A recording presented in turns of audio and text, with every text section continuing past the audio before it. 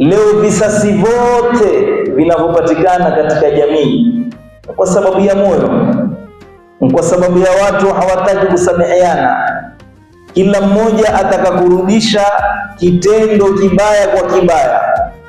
Hatutaki kurudisha kitendo kibaya kwa kizuri, kama alivyokuwa Mtume Muhammad sallallahu alaihi wasallam akifanyiwa mabaya, akidhulumiwa, akitukanwa, akizuliwa, akipatiwa majina tofauti tofauti: mchawi, mrongo, huna ukweli, umekuja kuzua.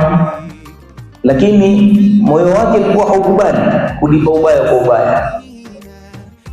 Na ndio Allah subhanahu wa ta'ala katika kitabu chake cha Qur'an kutuambia, idfa billati hiya ahsan fa idha alladhi bainaka wa bainahu adawatun ka'annahu waliyyun hamim.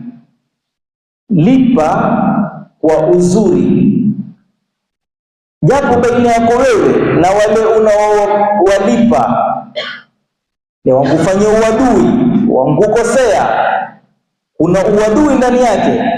Kaannahu waliyyun hamim, kama kipande cha moto cha kuteketeza ndani ya moyo wako.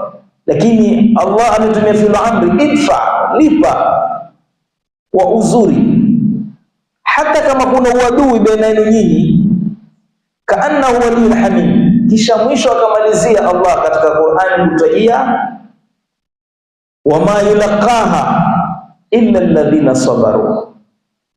Hawataweza kuyafanya hayo wenye kulipa mazuri baada kwa kuwa wamefanyiwa mabaya, illa alladhina sabaru, isipokuwa wale wenye kusubiri. Angalia, subra ni kitu muhimu sana katika maisha ya mwanadamu. Wama yulaqaha illa alladhina sabaru wama yulaqaha illa dhu hadhin adhim. Certificate anayoipata yule atakayesubiri anakwenda kuingia katika certificate, shahada ya dhu hadhin adhim, mwenye hadhi iliyokuwa ni kubwa mbele ya Mwenyezi Mungu Subhanahu wa Ta'ala. Leo tukisomesha watoto wetu maskuli, akasoma nasari, ukampeleka primary, akaingia secondary, akimaliza ukampeleka college, ukampeleka university, akasomea kama diploma, kile atakachokisomea. Kwa sababu gani yote? Sababu tunatafuta certificate, shahada, na shahada kisha kuipata atakuwa na